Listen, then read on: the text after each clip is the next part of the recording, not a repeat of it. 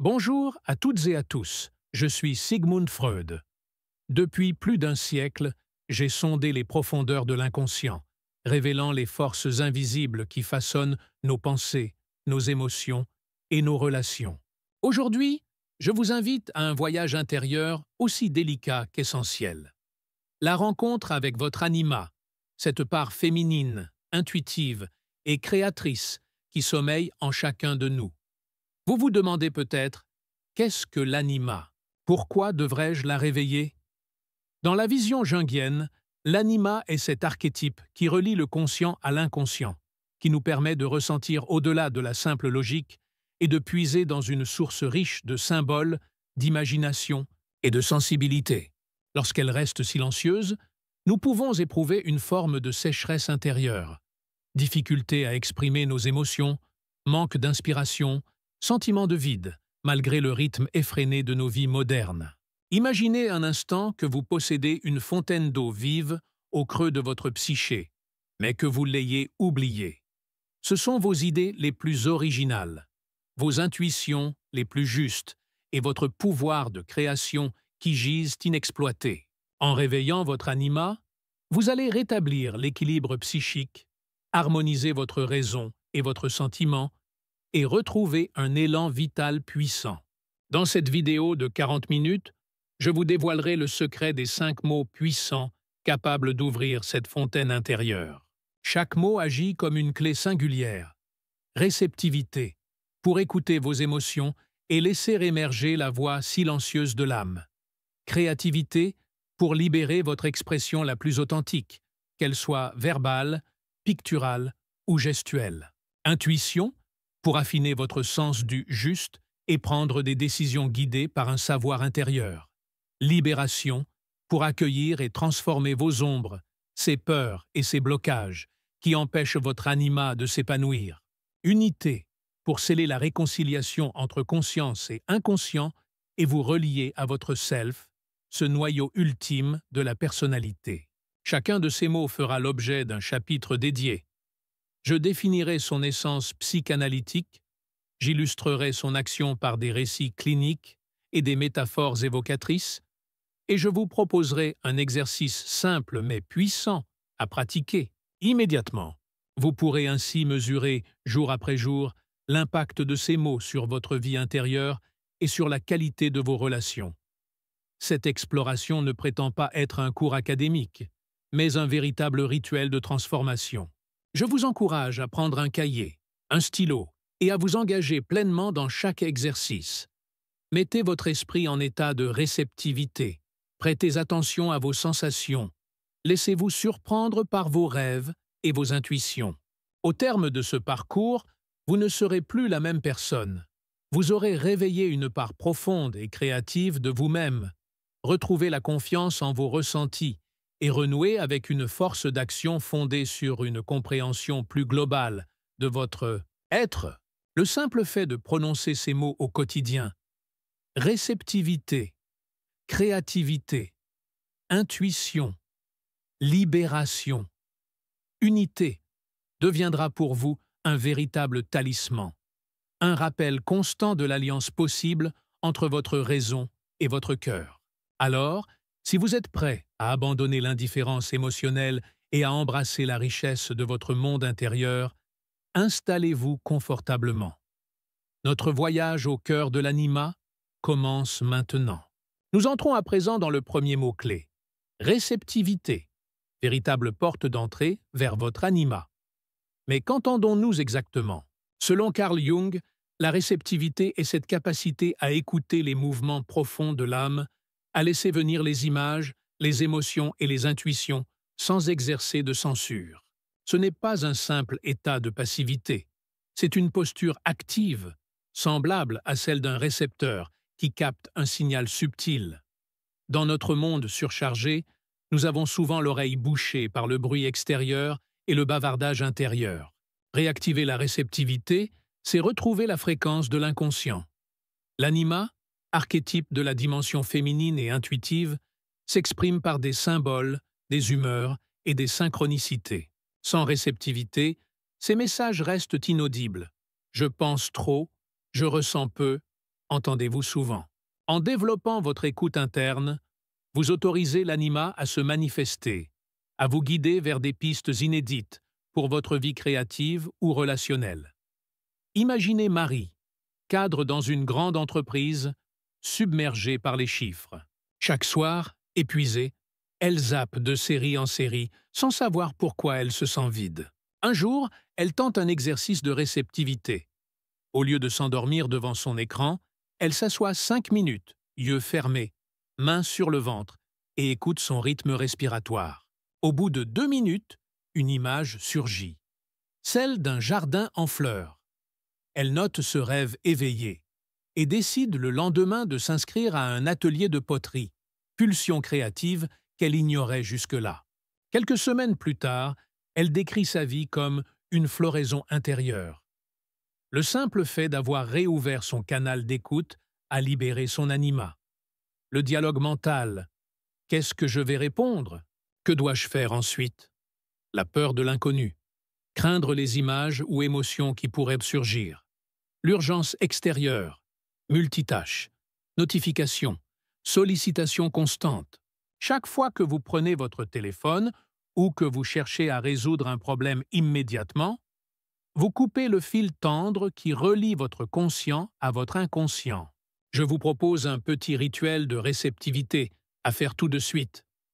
Installez-vous dans un lieu calme, assis ou le dos droit. Fermez les yeux, posez une main sur le plexus solaire, l'autre sur le creux de votre gorge. Respirez lentement. Inspirez en comptant jusqu'à 4. Retenez 2 temps, puis expirez en 4 temps.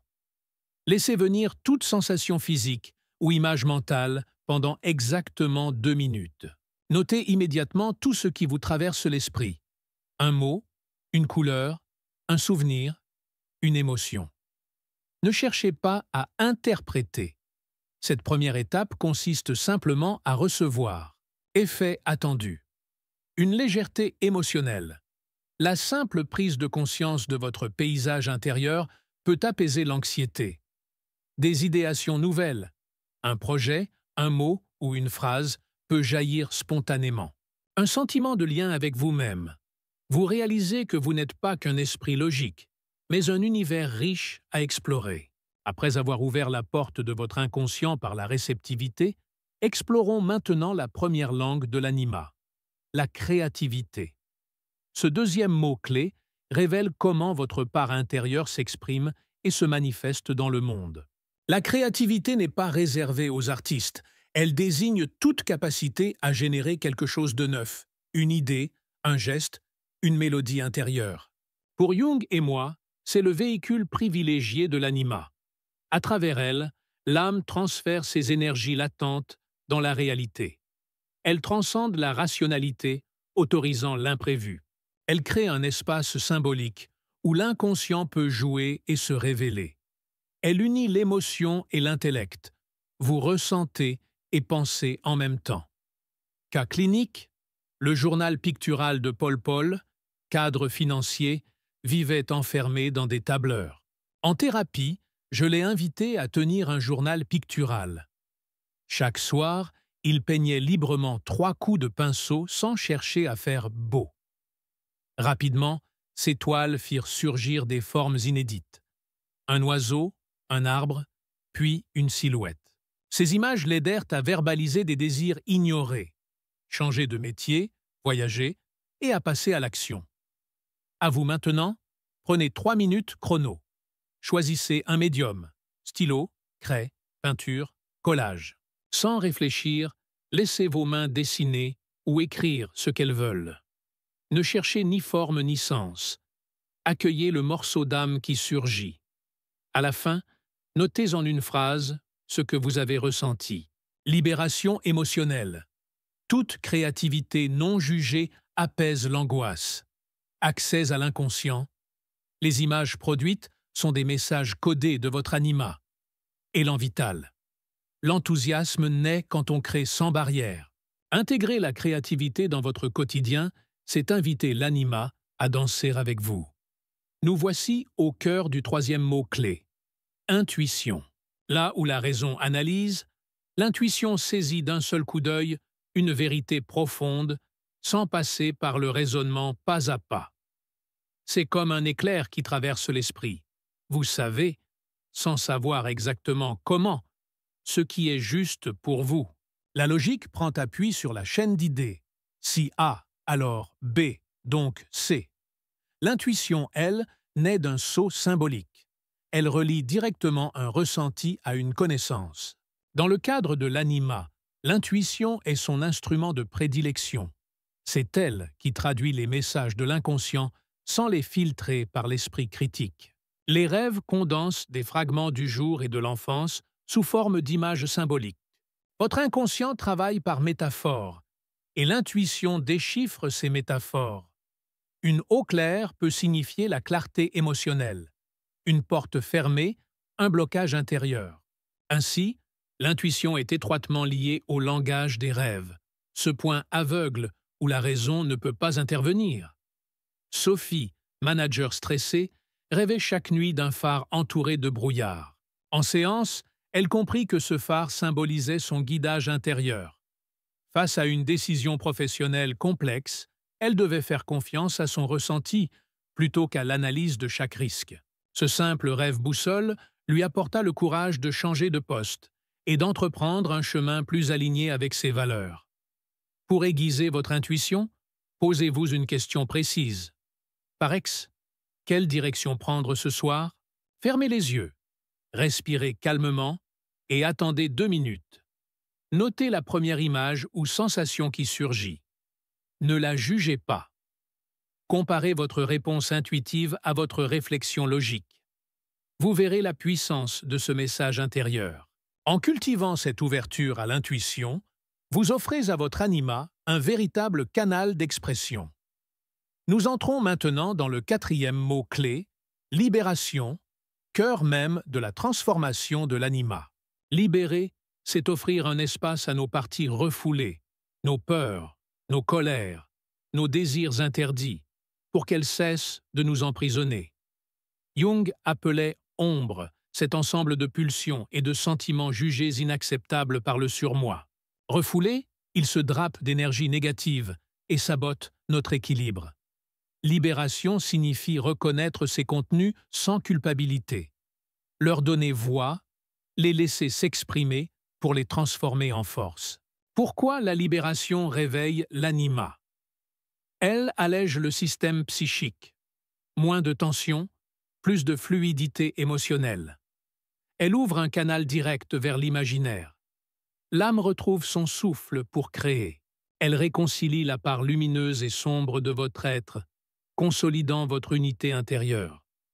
Jean, cadre supérieur toujours impeccable, souffrait d'une colère sourde après un licenciement brutal. Dans mes séances, il refusait d'en parler, jusqu'au jour où je lui ai demandé de crier. Face à moi, posture contrôlée, il a lâché un hurlement primitif, 30 secondes de jaillissement émotionnel. Après ce cri libérateur, il éprouva un choc de libération. Ses épaules se sont détendues, sa voix a retrouvé une teinte plus grave et douce. Sa colère, mise à jour, n'était plus un boulet, mais une énergie qu'il a pu canaliser dans un projet sportif personnel. Je vous propose un rituel simple pour expérimenter la libération. Prenez un petit papier et un stylo. Écrivez la peur ou le blocage qui vous pèse. Ma peur de l'échec. Ma honte d'avoir trahi, ou tout autre sentiment refoulé. Relisez à voix haute, puis brûlez le papier dans un bol résistant. Observez la transformation. La peur se dissout dans la fumée, laissant place à un espace vierge en vous. Un sentiment d'ampleur, moins de poids émotionnel, plus de légèreté. Une nouvelle énergie pour votre créativité. L'anima peut enfin circuler sans entrave. Un saut qualitatif dans l'harmonie intérieure. Vous ressentez davantage de paix. En accueillant et en transformant vos ombres, vous créez le terreau fertile où l'anima peut s'épanouir pleinement. Nous abordons enfin le dernier mot-clé, unité, la clé qui scelle la rencontre entre votre anima et votre self. Ce mot n'est pas seulement une fin de parcours, c'est le point de départ d'une vie harmonieuse, où chaque facette de votre psyché marche en accord. Le self, chez Jung, est cette instance centrale qui intègre conscient et inconscient, lumière et ombre, masculin et féminin. L'anima, archétype du féminin, est la passerelle. En l'invitant, vous permettez au self de déployer toute sa plénitude. Unité signifie devenir un tout indivisible, où vos pensées, émotions et intuitions s'accordent en un même mouvement. Signe d'une intégration réussie. Sérénité intérieure. Face aux tempêtes de la vie, vous conservez un calme profond, comme un lac dont la surface reste lisse malgré le vent. Synchronicité. Coïncidences chargées de sens se multiplient. Vous vous surprenez à rencontrer, par hasard, la personne ou l'idée dont vous aviez besoin. Créativité fluide. Vos moments d'inspiration arrivent sans effort. Les projets naissent avec évidence. Présence authentique. Vous vous sentez pleinement là, dans l'instant, sans mensonge ni masque. Élise, danseuse et peintre amateur, était tiraillée entre l'exigence de sa carrière et son rêve de création libre. Après avoir pratiqué réceptivité, créativité, intuition et libération, elle décida de consacrer une résidence artistique de 3 jours, sans téléphone, sans contrainte, juste un carnet et un pinceau. Le premier jour, le blocage subsistait. Le deuxième, elle pleura en peignant une abstraction violette. Le troisième, elle sentit un élan la traverser. Chaque trait tombait juste, comme guidé par une intelligence invisible. Le matin suivant, en se regardant dans le miroir, elle reconnut une femme apaisée, unie en elle-même. Ce matin-là, Élise eut la certitude d'avoir rencontré son self, grâce à l'anima éveillé. Fermez les yeux et suivez ma voix. Imaginez un cercle de lumière au creux de votre poitrine, pulsant au rythme de votre souffle. À chaque inspiration, sentez le cercle s'élargir, incorporant vos émotions, vos intuitions, vos souvenirs. À chaque expiration, laissez partir ce qui n'est plus nécessaire. Jugement, peur, doute. Répétez mentalement le mot « unité ». Unité. Unité. Visualisez tous les fragments de vous-même. Votre volonté, votre créativité, votre ombre, fusionnés en ce cercle. Restez 10 respirations dans cet espace d'union, puis rouvrez les yeux. Vous voilà à l'aube d'une existence alignée. Votre anima n'est plus un appel lointain, mais une alliée permanente. Vous sentez en vous ce centre d'équilibre capable de vous ancrer face aux défis. Dans quelques instants, nous conclurons et vous éclairez votre chemin vers la liberté intérieure. Mais pour l'heure, laissez résonner ce mot. Unité. Nous voici au terme de ce voyage intérieur, guidé par les 5 mots-clés qui activent votre anima. Réceptivité, créativité, intuition, libération et unité. Vous avez découvert comment ouvrir l'oreille de l'âme, laisser jaillir votre expression profonde, faire confiance à votre boussole intérieure, accueillir vos ombres pour les transformer, et enfin, sceller l'harmonie en vous. Ce parcours n'est pas une théorie lointaine, mais un rituel vivant. Chaque mot prononcé, chaque exercice pratiqué résonne dans votre psyché comme un mantra de renaissance. Vous êtes désormais munis d'un guide intérieur invisible, prêt à vous éclairer à chaque étape de votre existence. Avant de refermer ce chapitre, rappelez-vous, l'anima n'est pas un simple archétype, c'est votre compagne de route, la muse qui habite votre inconscient. Cultivez-la chaque jour, dans un carnet, dans un dessin, dans un rêve. Si cette exploration vous a touché, partagez en commentaire le mot qui a le plus résonné en vous, ou racontez votre première expérience. Abonnez-vous pour ne pas manquer nos prochaines rencontres avec les grands psychologues et activez la cloche pour recevoir nos secrets de l'âme. Merci de votre attention et à bientôt pour un nouveau voyage au cœur de votre inconscient.